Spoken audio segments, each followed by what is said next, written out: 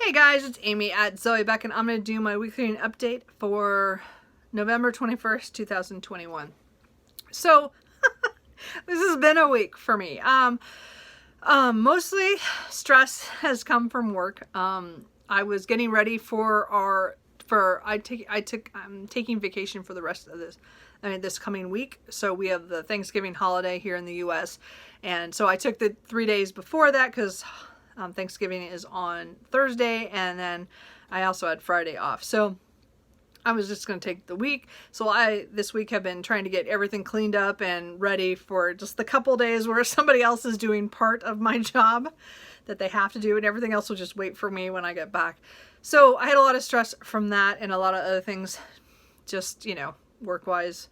And then we got asked to come to a company meeting on Friday, and all our rumors were confirmed. Our family-owned business was sold, and so a much bigger corporation has bought us.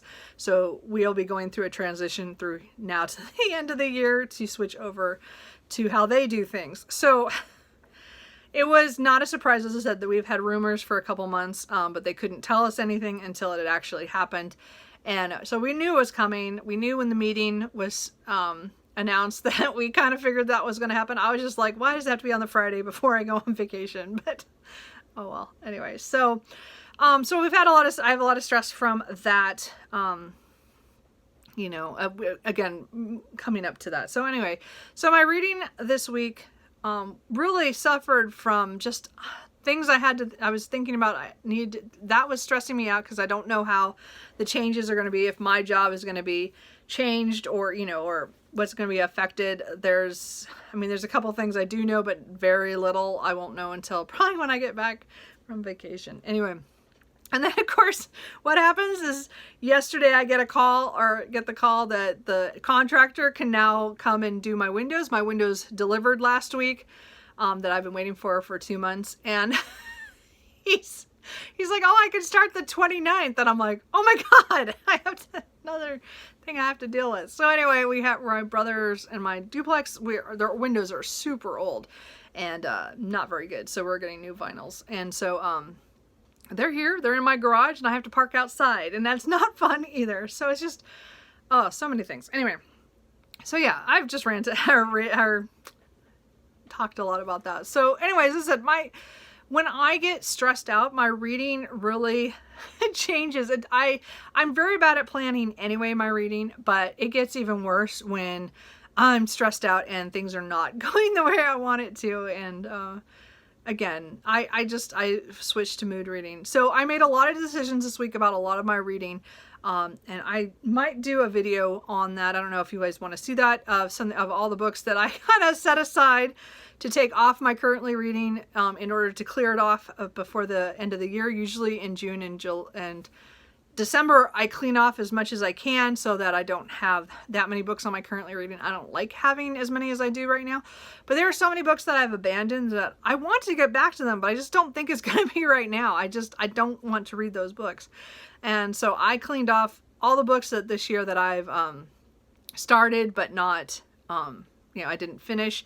And some of them never made it onto my currently reading. They're books I started one day and just never added them. And so I have those books as well. So I don't know if you guys want to see a video on that. Let me know. Anyway, so we're going to talk now about the books that I did read, the books I'm in the middle of that I'm currently reading, and the books that I plan to read in the next week, which is mostly the books that I'm currently reading, but we'll see. We have a couple things. So the first book is a novella I read on Sunday with Tia and all the books. We are reading the Kate Daniels series. So this is book 8.5, Magic Stars. So this is following Derek and Julia in a little adventure that mostly focused on Derek, which was really interesting because we never had gotten his POV before. Again, these are side characters in the Kate Daniels series. The Kate Daniels series is an urban fantasy series where magic has come back into the world and really messed things up.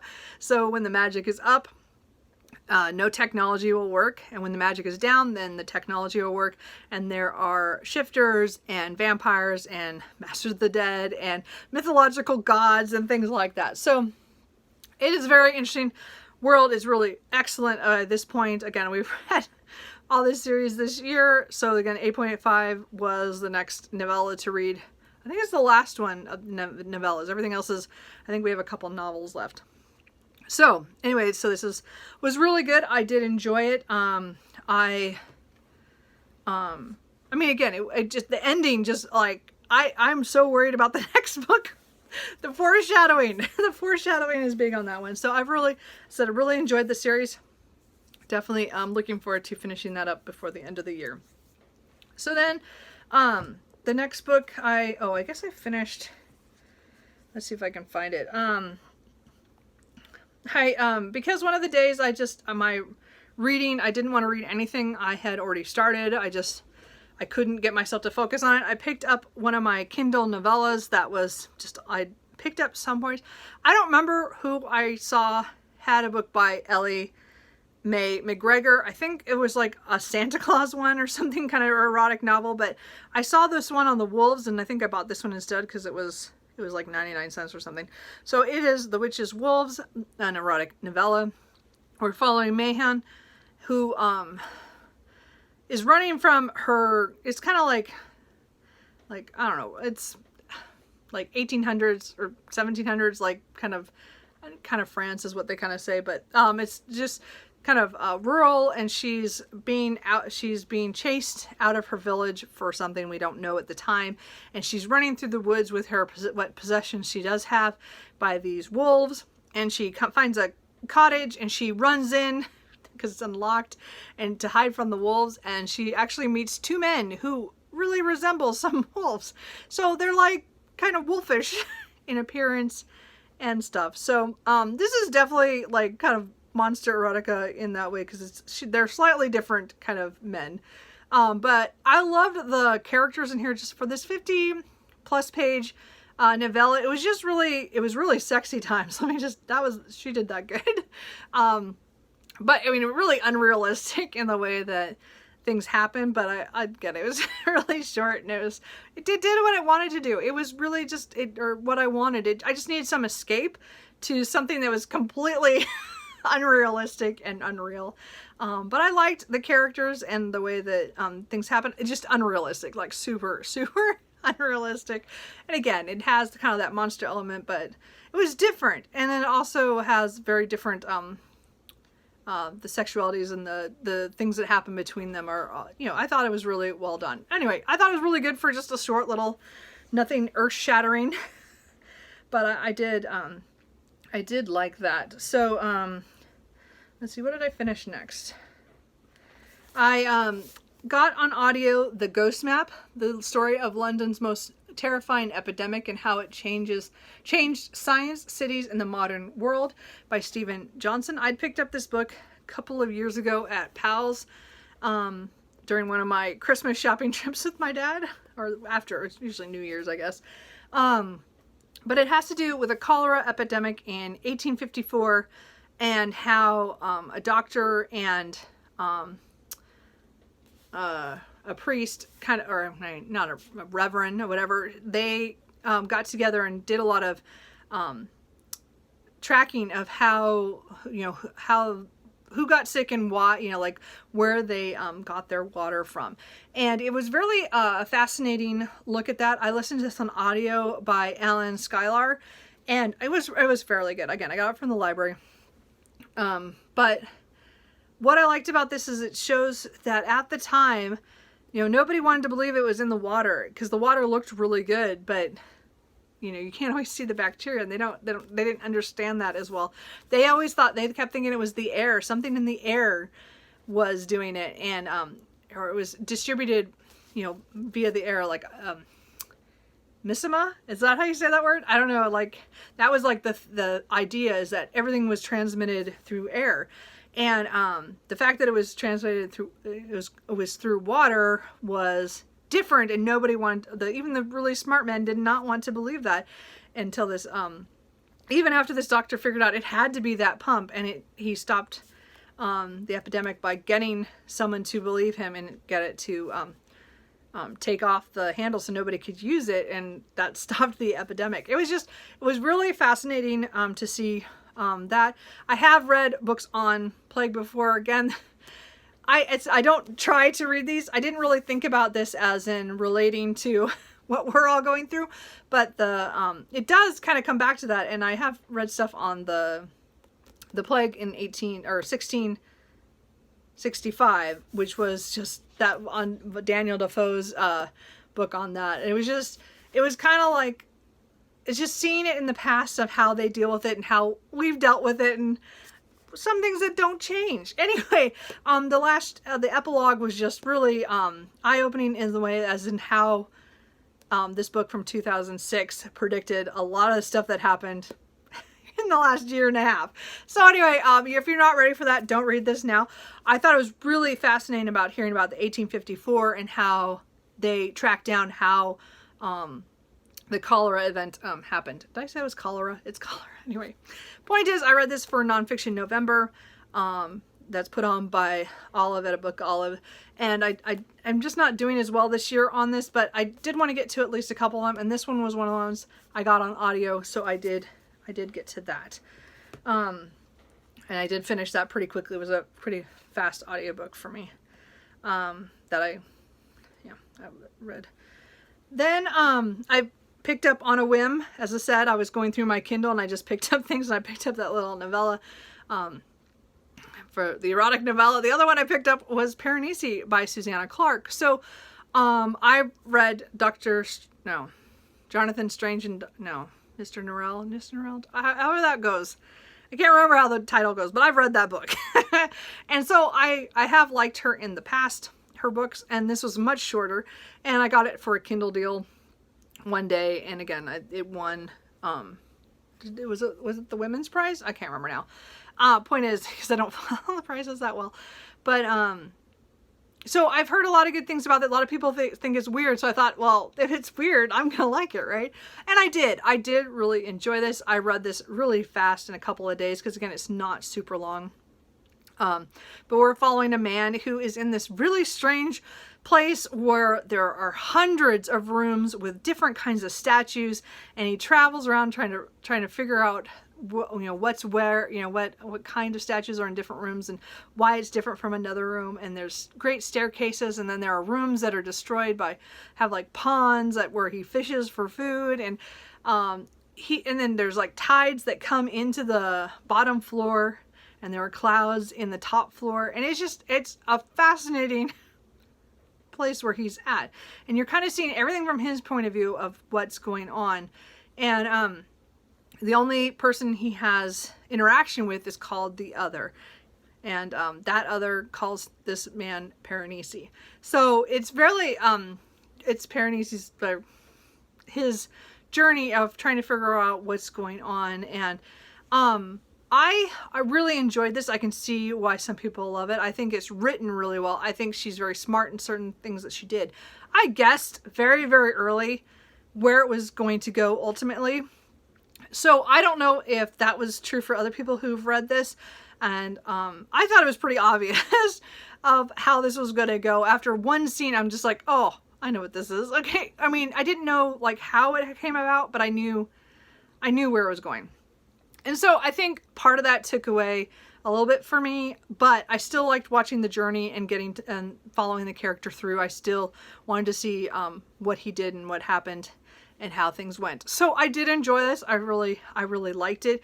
It is weird. You have to kind of take it as it comes. It doesn't always make sense why things that are happening, but I think it's so short that it's easy to get past that. I think it was really well done overall.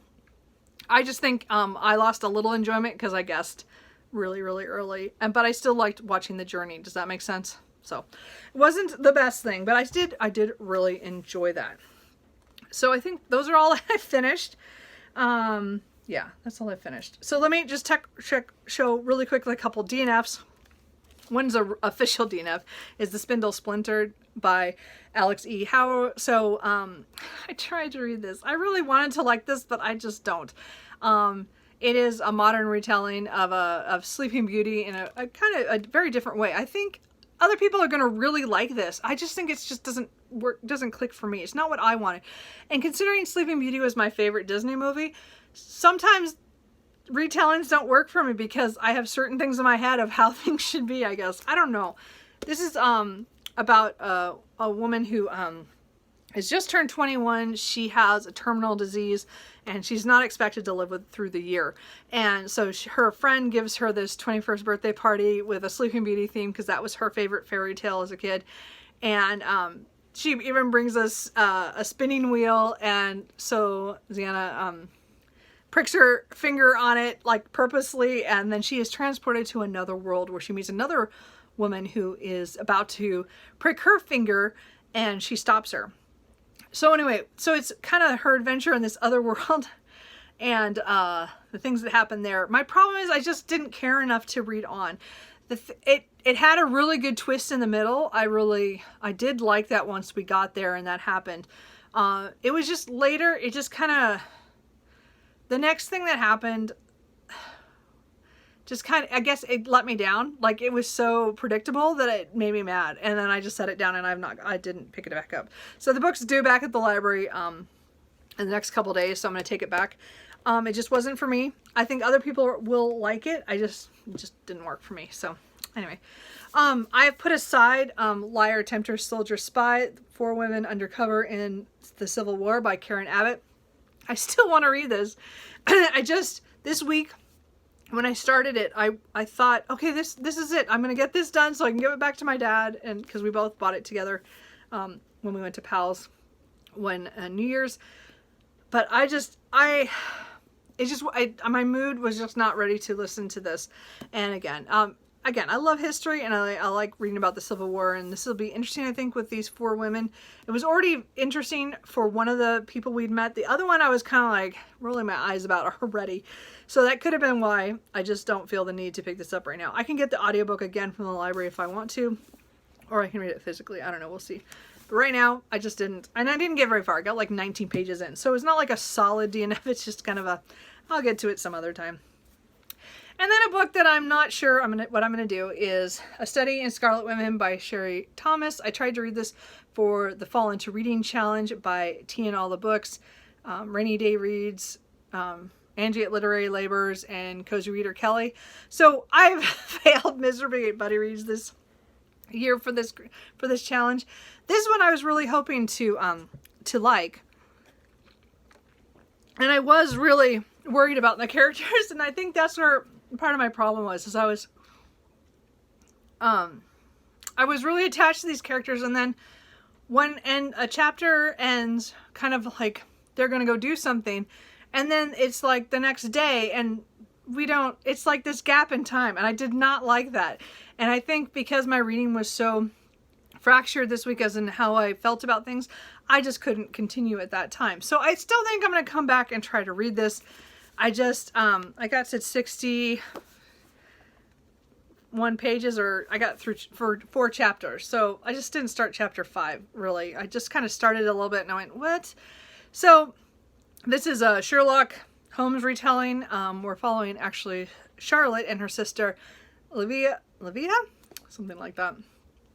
Olivia? Something like that. Olivia. And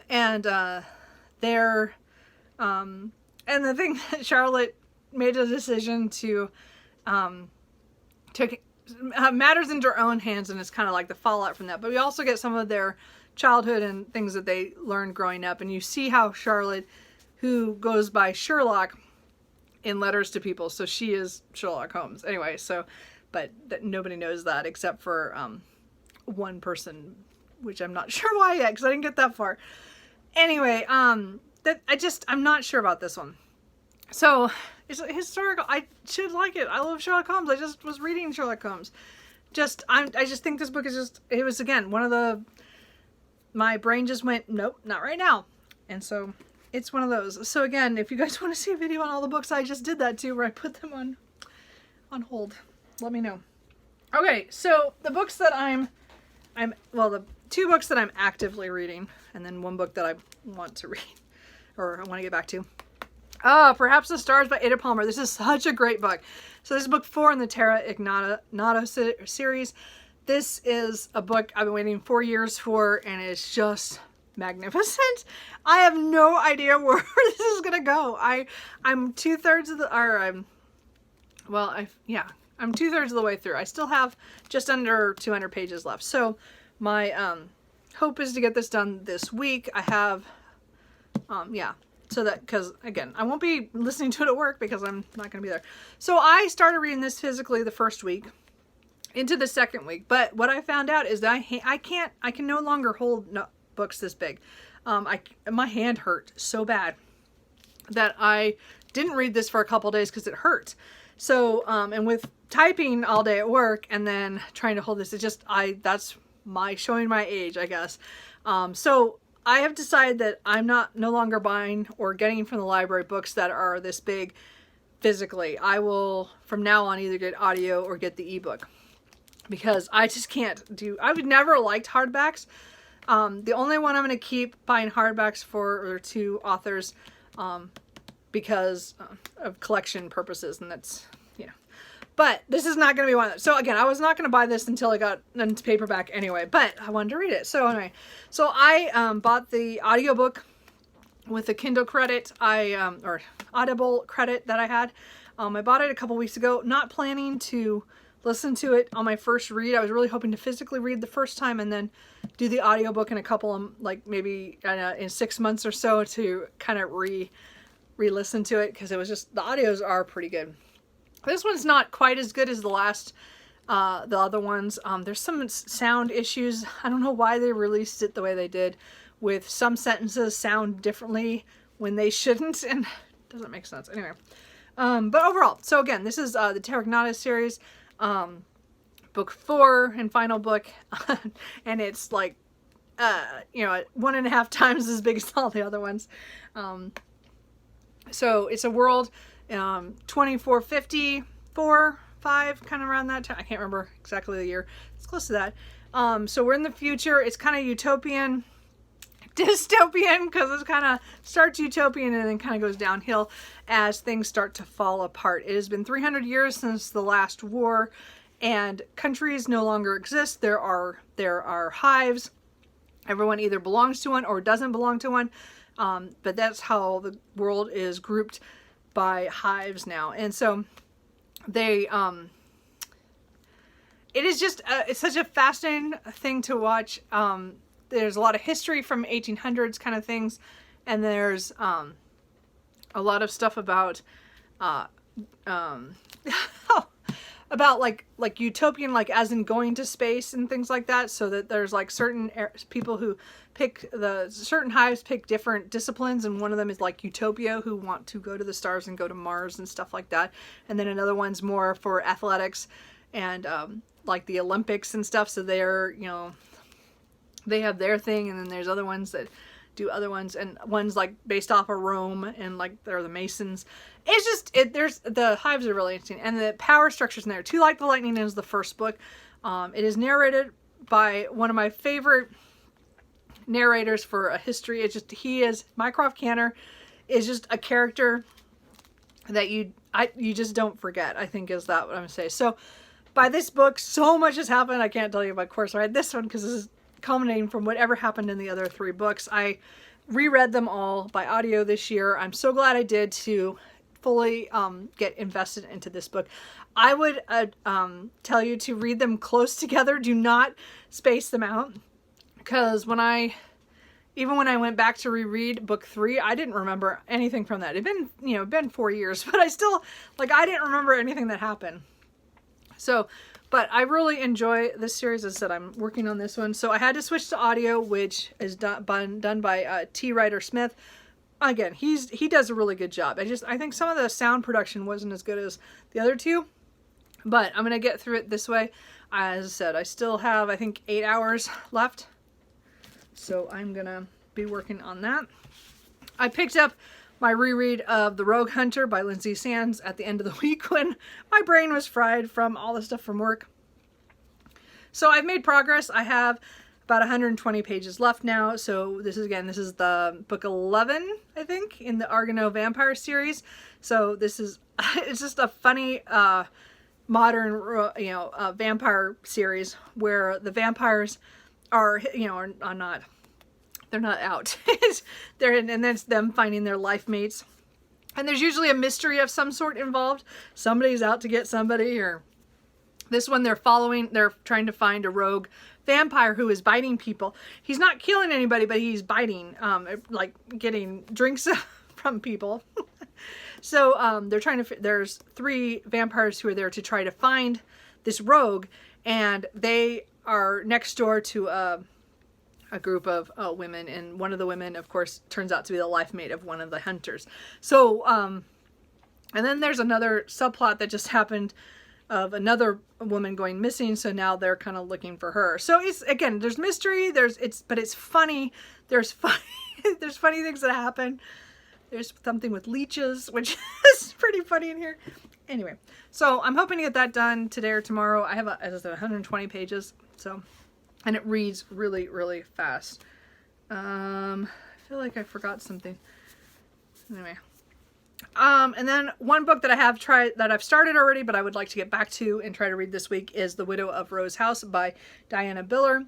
I would like to give this one more chance. I got 90 pages into it, and there were some things about it that I didn't like. So this book is about, I can't remember her name, Alva, and she is considered very scandalous. Something happened between her and her husband when they were living in Europe, and then he passed away a couple years before, and now it's 1875 and she's moved back to New York, and she bought a mansion that she wants to fix up and then publish a book. I'm dying here.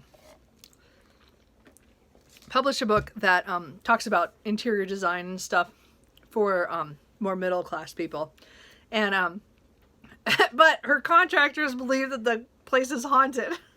So it's her trying to get work done on this house so that she can make money, because she's used a lot of her money to buy this place and to get the book published and stuff. And then there is Sam, who is a scientist who she meets, who wants to investigate the house for the ghosts, and I like him a lot. Like, he's my favorite character in here, and his family is just wonderful.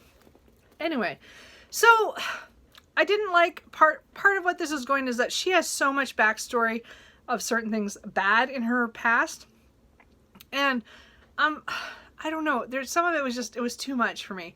Just too much. Anyway, but I want to get farther because I want to see what happens with Sam, and I want him to be able to go, and I want to see if the ghosts are real or what's going on with that. So, as I said, I'm 90 pages in. I'd like to give this at least a little bit more before I decide if it's not for me or not. But I really want to work just because I love Sam. Sam is like, I just love him. Anyway, so I want to try to get back to that. And then this, oh, I'm just talking way too much, guys. So, on, starting this week, I will do another of the Kate Daniels books with Key and All the Books. We'll be reading book 9, Magic Binds. So, again, there's nothing where I've already talked about this series. This is just the next book in the main series. So, we're going to read this over the next couple of days. We're going to try to get done before Thanksgiving because both of us will be busy for that. So, we're going to try to get through this in 3 days. So, we'll try to do that. So anyway, we're closing in on the end. So I'm really excited to see what happens in this one because it's, again, I love that series. And if I'm lucky by the end of the week, I hope to start Brothers of the Wind by Tad Williams. This is, again, I have the hardback, but this is just the cover. It's just a short novella. It's a prequel to Memory, Sorrow, and Thorn and The Last King of Ostenard. So, and it has to do with, well, with the elves that come over early in the beginning of time kind of thing for this area. So anyway, I'm really looking forward to this because I don't really know what this is going to do or something. I'm waiting so impatiently for the last of the books because, again, his trilogy just became 4 books, which is not... was not a surprise to any of us who are Tad Williams readers. So the next book comes out, I think in July, The Narrow Dark, and then I think the Navigator's Children will come out early next year. I'm not sure. Anyway, but I'm gonna read this because this is all I got of that series. So I hope to get to that by the end of the month, but we will see. It's definitely something I'm gonna read fairly soon because I did pre-order that. So that is it. I've talked way longer than, well, normal. This is normal for me. Anyway, so what have you guys reading? What are you guys doing? How are you guys doing? Are you guys have any plans for the holiday season, for the Thanksgiving if you're here in the US?